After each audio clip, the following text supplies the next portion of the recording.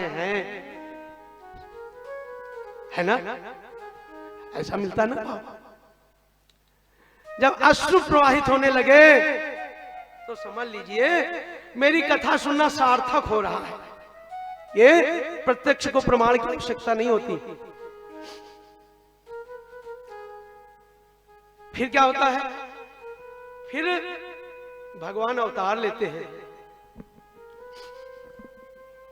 आज अब श्रीमद् भागवत में हम आगे के प्रसंग लेकर चलते हैं। भगवान फिर अवतार लेता है। किसके लिए लेता है? विप्रधेनु सुरसंतहित लीन मनुजय अवतार, निज इच्छा निरमित तनु माया गुण गोपाल। देखिए प्रभु कभी गर्भ के निमित्त नहीं आता, गर्भ के माध्यम से नहीं आता। विचार करिएगा, प्रभु हमेशा अवतार लेता, प्रकट होता है। भय प्रकट कृपाला देव की लाला, भय प्रकट कृपाला राम लाला, प्रकट होता है ईश्वर। गर्भ की पीड़ा उसको नहीं सहनी पड़ती है। तो विप्र ब्राह्मण के लिए, धेनु गाय के लिए और संत के लिए प्रभु अपना देखे, कभी संत का अपराध न होने पाए, नहीं उसका दंड अवश्य में भोक्तव्यम कर्म फल शुभाशुभम। भागवत कहती है कर्म फल भोगना ही पड़ेगा। कदाचित संत का सम्मान न कर पाओ तो उसका अपमान भी न करना। प्रभु अपना अपमान बर्दाश्त कर लेते हैं, सहन कर लेते हैं, लेकिन अपने भक्त का, भक्तमाल की कथाएं आप सुनो। भक्त के लिए वो सब कुछ करने लगते हैं जो सोचा नहीं है। भगवान ने क्या किया? नृसिंह अवतार धारण किया। नृसिंह क्या है? इतना मनुष्य शरीर और सिंह का। भला इंसान के लिए कह दे कि तुम अपना जरा थोड़ा सा कलेवर चेंज कर लेना, नहीं करेगा। प्रभु है तो प्रभु से क्या कहना चाहिए? प्रभु से मांगना नहीं चाहिए, उनको तो सब पता है। उनकी शरण में जाओगे, आप मांगोगे अपनी रेंज की चीज मांगोगे जो नष्ट होने वाली होगी, और प्रभु देगा तो आपको अपना परम धाम दे देगा। इससे बढ़िया बात क्या है? तो क्या करना चाहिए? भगवान से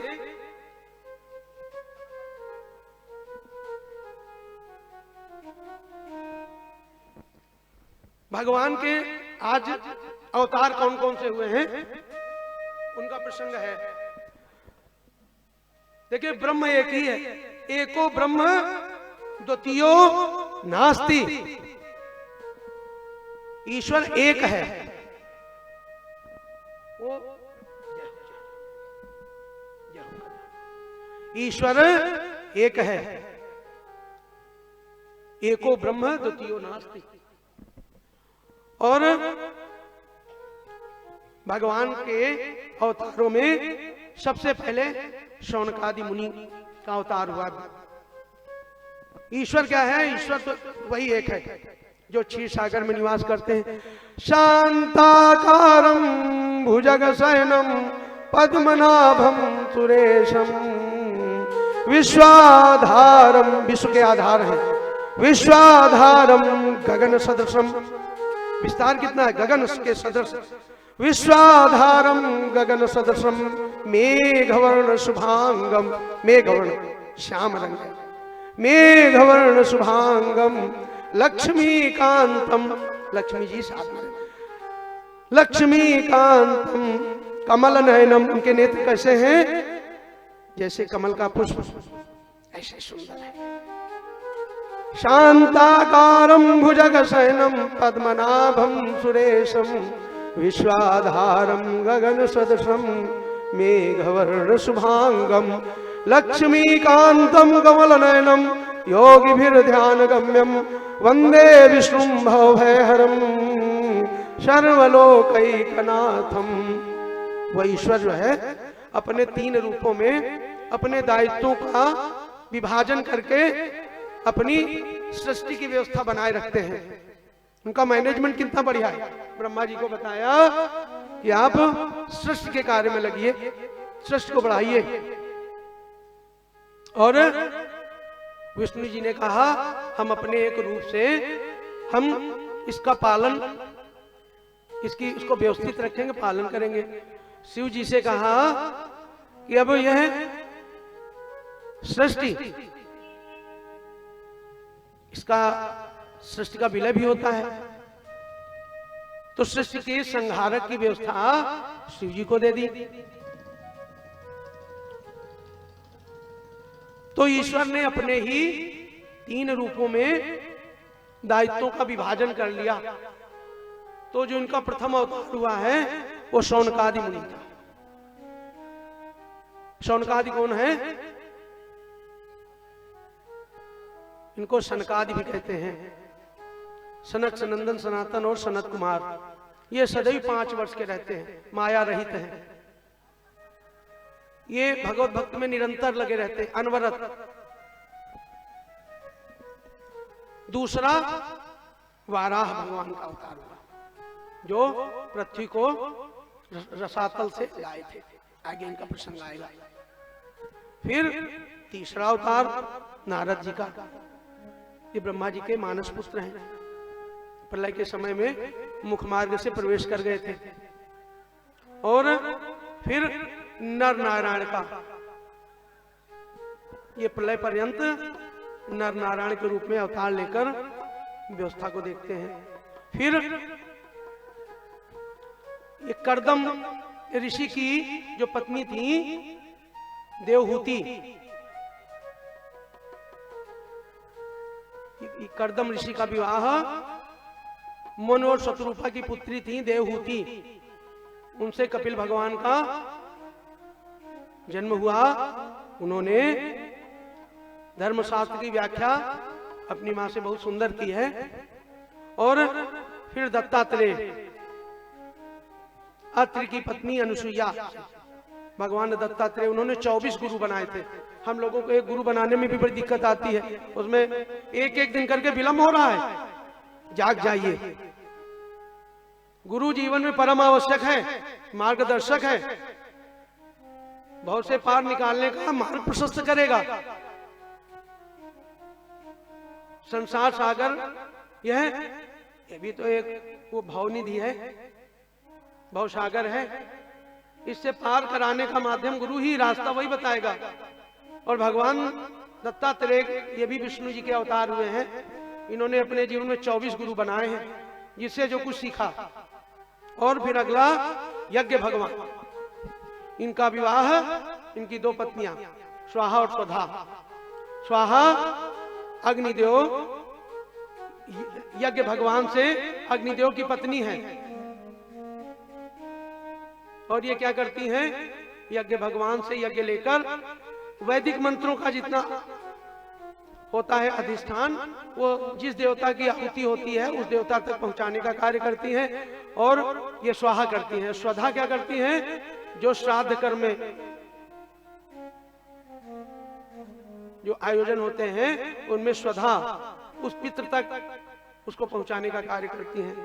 फिर ऋषभ देव का अवतार हुआ है। ऋषभ देव अष्टम अवतार है भगवान विष्णु के। और फिर महाराज पृथु का अवतार हुआ है। ये राजा हुए बहुत अच्छे, उन्हीं के नाम पे, पृथु के नाम पे ही पृथ्वी का नाम पड़ा। मत्स्य अवतार हुआ है। फिर कूर्म अवतार हुआ है। कूर्म, कूर्म किसे कहते हैं बताओ? कूर्म बताओ। हाँ, कच्छप अवतार, इसको कच्छप अवतार कहते हैं। जिसमें समुद्र मंथन हुआ है तो मंदराचल पर्वत को स्थिरता नहीं मिल रही थी, वासुकी नाग रस्सी बनने को तैयार। मंदराचल पर्वत, दैत्य, देवता और दैत्यों के मध्य में एक संधि हुई कि इससे अमृत निकाला जाए। निकले तो उसमें 14 रत्न थे, उसमें वारुणी भी निकली थी, मदिरा। तो मंदराचल को स्थिरता नहीं मिल रही थी, आधार नहीं मिल रहा था। तो मंथन नहीं हो पा रहा था, तो भगवान कितने दयालु हैं। तो कच्छप अवतार लेकर मंदराचल को आधार दिया। फिर अगला अवतार इनका धन्वंतरी का हुआ है। वो भी समुद्र मंथन से निकले हैं अमृत कुंभ को लेकर।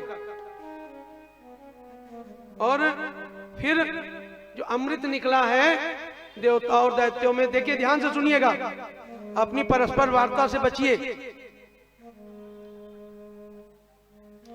फिर अमृत के लिए देवता और दैत्यों में स्थिति युद्ध की हो गई। तो भगवान विष्णु ने मोहिनी स्वरूप धारण करके उन दैत्यों को आकर्षित करके देवताओं को अमृत का पान कराया। उसमें एक दैत्य सूर्य और चंद्रमा के मध्य आकर बैठ गया। इन्होंने सांकेतिक भाषा में बताया तो भगवान जो विष्णु के अवतार थे मोहिनी, इन्होंने सुदर्शन चक्र से सिर और इतने भाग को धड़ को अलग कर दिया। वो राहु केतु हो गए, जो कि ग्रहण काल होता है। साइंस की भाषा में नहीं कहते कि पृथ्वी सूर्य और चंद्रमा के, और ये हमारा सनातन क्या कहता है, हमारे धर्म शास्त्र क्या कहते हैं, हम उनका अवगाहन करें। विज्ञान बहुत बाद में निकला है, अभी वहां तक पहुंचने में उसको कठिन काम है। अब अगला अवतार हुआ नृसिंह भगवान का। प्रहलाद की रक्षा के लिए भगवान ने नृसिंह अवतार लिया है। इतना भाग नर का है और ऊपर का सिंह का है, नरसिंह। भगवान इतने दयालु हैं भक्त के लिए। और हिरण्यकशिप का वध करने के उपरांत क्रोध शांत नहीं हो रहा था। आगे इसका प्रसंग सुनने को मिलेगा, जब प्रहलाद जी का प्रसंग आएगा कि क्रोध शांत नहीं हो रहा था। तो आकर प्रहलाद गोद में बैठ गए तो क्या हुआ, भगवान उसको दुलारने लगे, चाटने लगे, जैसे गाय अपने बछड़े को चाटती है और कहती है तुझे बहुत कष्ट मिला, तुझे पर्वत से गिराया गया, तुझे जलाया गया, तुझे बहुत पीड़ा दी गई। मेरा भक्त होने के नाते, मेरा भक्त न होता तो तेरा पिता इतना तुझे कष्ट न देता, और मुझसे आने में विलंब हो गया। ऐसे करुणा निधान है। तो नृसिंह अवतार भगवान का होता है। उसके बाद फिर राजा बलि के लिए वामन अवतार होता है। अभी संक्षेप में हम बता देते हैं कितने अवतार हुए हैं, और फिर अभी आगे जैसे जैसे कथा बढ़ेगी। और वामन अवतार महाराज बलि के यहाँ जाने के लिए, उनसे दान के लिए आगे महाराज बलि का भी प्रसंग आएगा। आगे भगवान परशुराम का अवतार हुआ। कुछ जिनको धर्म शास्त्रों का ज्ञान नहीं है, मैं व्यासपीठ से घोषणा करना चाहूंगा, उनको धर्म शास्त्रों का 4 वेद 18 पुराण 108 उपनिषद इनका अध्ययन करना चाहिए। जो कि ये बोल देते हैं कि भगवान परशुराम ब्राह्मण नहीं थे। ये कहते लज्जा नहीं आती राजनीति करते हुए।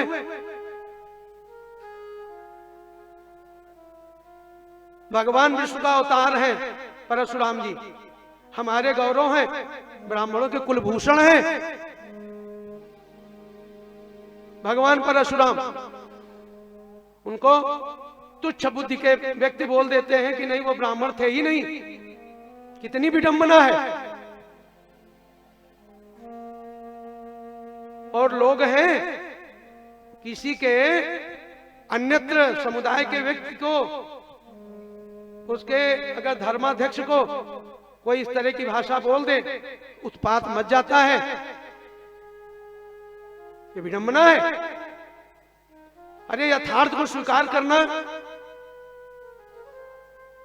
इसकी सामर्थ्य रखनी चाहिए। तो भगवान परशुराम का जन्म हुआ, अवतार हुआ, जन्म नहीं अवतार हुआ, ये सब अवतार हुए हैं। फिर महर्षि वेदव्यास जी का अवतार हुआ, ऋषि पाराशर और सत्यवती के द्वारा। फिर मर्यादा पुरुषोत्तम श्री राम का अवतार अयोध्या धाम में हुआ है। उसके उपरांत द्वापर में बलराम जी का अवतार हुआ है रोहिणी के यहाँ। अगला फिर ये कृष्ण जी का अवतार हुआ है मथुरा में, देवकी के कारागार में, आप सबको ज्ञात है। और नंद बाबा के यहाँ उनका लालन पालन हुआ है। अगला फिर बुद्ध अवतार हुआ है, महात्मा बुद्ध जो सिद्धार्थ थे। ये भगवान विष्णु के अवतारों में इनकी भी गिनती है। और ये हमारे सनातन से आप लोगों को ज्ञात होना चाहिए। सनातन के धर्म ग्रंथों को क्षुद्र बुद्धि के लोग समझ नहीं पाते हैं। बौद्ध धर्म भगवान बुद्ध के समय से निकला है। भगवान बुद्ध इसके प्रवर्तक थे। भगवान बुद्ध भगवान विष्णु के अवतारों में इनकी गिनती है। बौद्ध धर्म हमारे सनातन से ही निकला है और उसने अपनी विचारधारा बना ली। एक बार मुझे बौद्ध साहित्य एक हाथ में लग गया भैया आचार्य जी, तो मैंने उसको पढ़ा, 2-4 चैप्टर पढ़े। और अशुद्ध साहित्य अगर पढ़ लो तो चित्त विकृत न हो जाए, मैंने उसको जला दिया। उसने कहा वो कहाँ है जो मैंने दिया था? हमने कहा दुर्बुद्धे, पहले हमारे धर्म शास्त्रों का अध्ययन करो, उनमें क्या लिखा हुआ है और कहां से उसका प्रादुर्भाव हुआ है। महात्मा बुद्ध भगवान विष्णु के ही अवतार हैं, इसी सनातन से ही निकले हैं, तो लोगों को ज्ञान होना चाहिए। उसके उपरांत हयग्रीव का अवतार हुआ है। फिर हंस भगवान का अवतार हुआ है। उसी हंस वंश परंपरा से हम हैं, निम्बार्काचार्य। हम निम्बार्काचार्य संप्रदाय से हैं, दीक्षित हैं। दीक्षित का मतलब हमने राधा कृष्ण समारंभाम निम्बार्काचार्य मध्यमाम, अभी हम मंगलाचरण में इसको हमने पढ़ा था ना। हम निम्बार्काचार्य जी हुए हैं, उनके हंस वंश अवतंस हैं। हम हंस वंश हैं।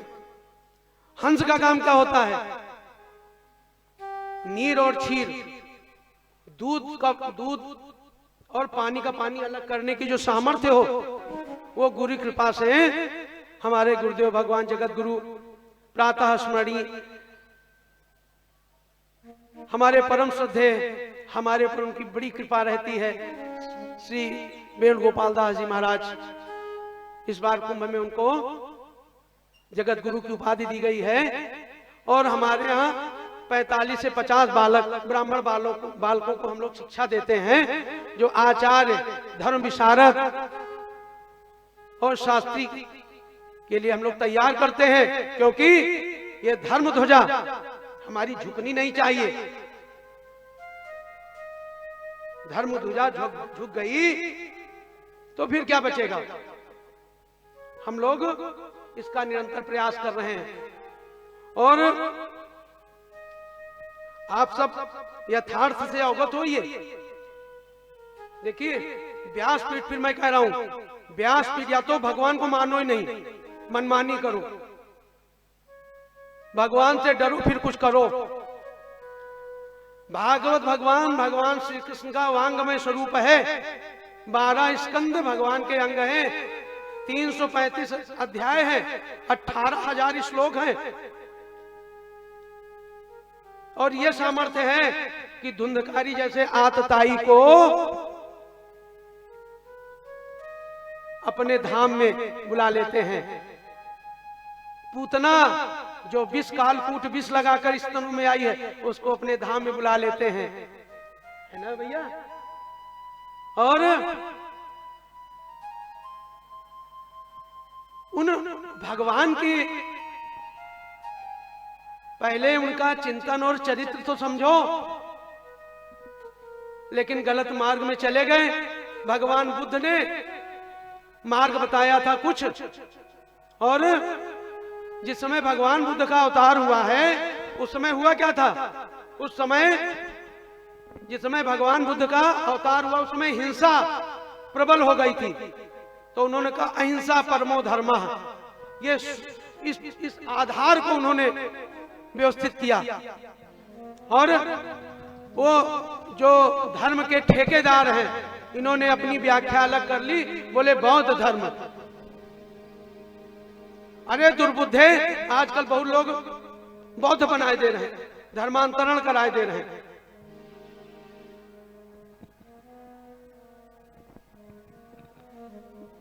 व्यास के लिए क्या मर्यादा है? विरक्तो ब्राह्मणो विरक्तो वैष्णवो विप्रो वेद शास्त्र विशुद्धिकृत दृष्टांत कुशलो धीरो वक्ता कार्योति निष्प्रहा। ये आज के जो व्यासपीठ पे बैठते हैं अन्य, वो इस श्लोक को पढ़ते नहीं क्योंकि उनके मतलब का नहीं है, इसलिए नहीं पढ़ते। स्त्रियों को व्यासपीठ पर बैठना वर्जित है। अब कलयुग है तो कुछ भी हो सकता है।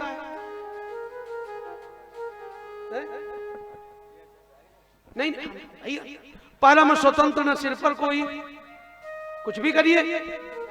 स्त्रियों को क्यों? अनुष्ठान है, अनुष्ठान है किसी यजमान के यहाँ, और प्राकृतिक व्यवस्था में मासिक धर्म है। अब या तो उसका आप अनुष्ठान हटाइए और या तो आप छिपाइए। ये तो प्राकृतिक व्यवस्था है ना, ये किसी व्यक्ति विशेष की दी हुई नहीं है। तो आपने अपना भी कल्याण मार्ग खराब कर लिया और यजमान का भी कल्याण जो होना था वो आपने नष्ट कर दिया, उसको तो ज्ञात नहीं है। और ये वर्ण व्यवस्था हमारे धर्मशास्त्रों ने बनाई है। ये ब्राह्मण का ये भाग है, क्षत्रिय का वक्षस्थल है, वैश्य का उदर भाग है भगवान का, और यहाँ कटि भाग से नीचे का भाग शूद्र वर्ग का है। देखिए भैया, जब कोई व्यवस्था कहीं होती है, हम हैं भाई, हम उसी ब्रह्म के ही हैं सब, हम उसी ब्रह्म के ही संतान हैं। ऐसा नहीं कि शूद्र कहीं आसमान से आए, उसी ब्रह्म का ही है। लेकिन व्यवस्थाएं बनाई गई हैं, व्यवस्था के तहत जो व्यवस्था बिगाड़ता है वहीं पर अधर्म नीति होने लगती है। अच्छा, ब्राह्मण को बताया गया आपका कार्य है वेदाध्ययन करना, वेदाध्ययन कराना, दान लेना, दान देना। दान देने की भी बात की गई है, नहीं खाली दान ले, नहीं, दान भी दो। और क्षत्रिय का धर्म बताया गया है कि आप वक्षस्थल है तो आप रक्षार्थ, इसलिए ज्यादातर हमारे सनातन में जितने राजा हुए हैं अधिकांशतः क्षत्रिय हुए हैं। राजाओं के यहाँ जो ब्राह्मण किसी न किसी रूप में सेवा दे रहा था, उसको अपने राज्य से कुछ भाग दे दिया ब्राह्मण का। तो ब्राह्मण भी राजा इस तरह से हुए, लेकिन अधिकांशतः क्षत्रिय ही, क्योंकि वो बलिष्ठ होते थे। और वैश्य को बताया गया कि आप व्यापार कार्य करके पूरी व्यवस्था देखिए। और ये बताया गया कि तीनों वर्णों की सेवा में, देखिए भैया, अब जब हॉस्पिटल खुलता है तो डॉक्टर भी चाहिए। अब पूरा हॉस्पिटल ही अगर आला लगाए घूमेगा तो वहां पोछा कौन लगाएगा, फिनाइल कौन डालेगा, बैक्टीरिया हो जाएंगे, है ना। सबकी अपनी उपयोगिता सबकी है समाज में, कोई अनुपयोगी नहीं है। अब अगर सभी डॉक्टर हो जाएंगे तो इंजेक्शन कौन लगाएगा? डॉक्टर तो जो वो स्टाफ होता है, नर्सिंग स्टाफ, उसको बता देता, फाइल पे नोट कर देता है ये इंजेक्शन, ये टैबलेट इस टाइम पे देना। अब हर समय का डॉक्टर ही रहेगा तो जो स्टाफ तैयार हो रहा वो क्या करेगा? और फिर जो वहां रक्तस्राव हुआ है ऑपरेशन से, तो उसके जो बैक्टीरिया है वहां, उसको वो जो औषधि डालते हैं, जो वो छिड़कते हैं दवा, उसको क्या बोलते हैं?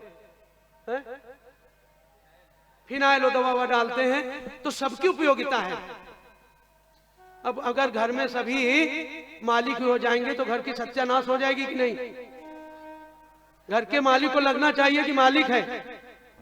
और सेकेंडरी जो है धर्मपत्नी, और फिर उसके बाद फिर बहू बच्चे सब हैं। लेकिन घर का उस घर की व्यवस्था बढ़िया रहेगी जिसमें व्यवस्थापन ठीक है।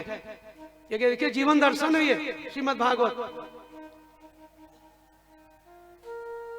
तो जीवन दर्शन से हमको अपना जीवन दर्शन ठीक करना है। तो भगवान, अब आजकल हम देखते हैं, बहुत सुनते रहते हैं, तो सुनते हैं जो ब्राह्मण के इतर हैं, इतर आप लोग समझी गए होंगे, वो श्लोक ही नहीं पढ़ते हैं। अरे वो भी तो पढ़ो भाई, क्या दिक्कत है? कोई व्यासपीठ से उतार थोड़ी देगा। बैठो पढ़ो। समाज का कल्याण क्यों नहीं हो रहा है?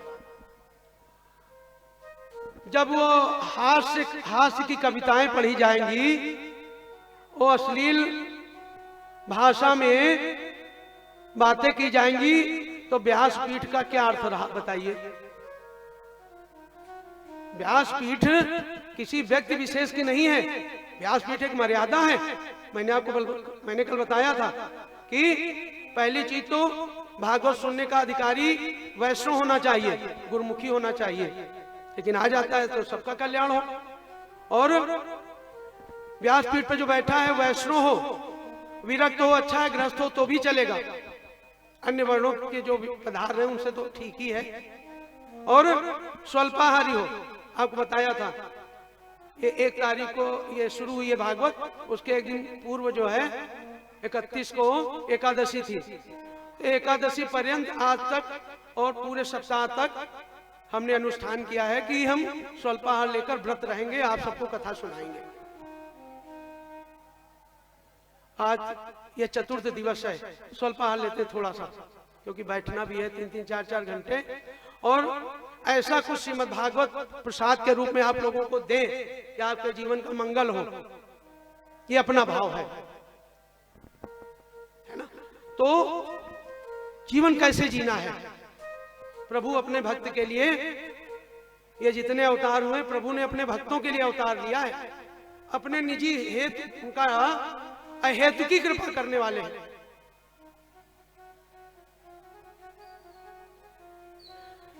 सच्चिदानंद रूपाय विश्वोत्पत्त्यादि हेतवे तापत्रय विनाशाय श्री कृष्णाय वयं नुमः। ये भगवान की ये व्यवस्था है कि आपके तीनों तापों का शमन करेंगे। आदि दैविक, आदि भौतिक और आध्यात्मिक, तीनों प्रकार के तापों का शमन करने में समर्थ है।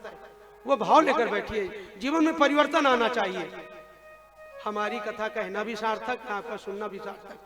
आप लोगों के लिए भी कहा गया है, आप शुद्ध चित्त होकर आए कथा सुनने, शुद्ध वस्तुओं को धारण करके आए, प्रसन्न चित्त होकर आए, और भगवान में प्रीति बढ़ाकर आए, आनंद बरसेगा। भगवान का वादा है, कहते हैं मेरे पास आकर तो देखो। यही सरयावत अति कठिनाई, राम कृपा बिनु आई न जाई। यही सरयावत अति कठिनाई, राम कृपा बिनु आई न जाई।